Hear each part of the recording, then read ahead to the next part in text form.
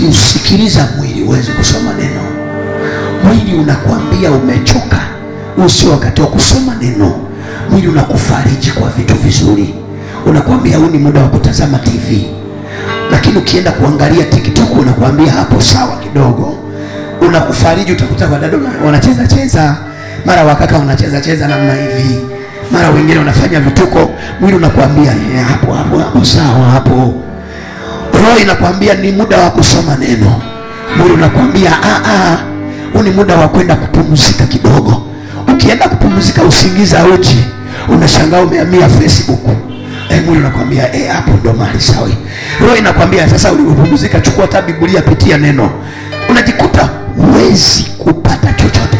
Ni mrokole ambaye huna neno, huna maombi, alafu nataka miujiza kwenye madhabahu. Lazima ujue kusacrifice mwili wako ili Bwana apate kukupa unachokitaka.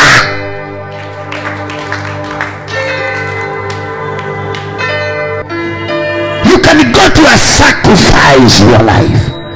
Mwili wako jua kutoa sadaka kwenye madhabahu.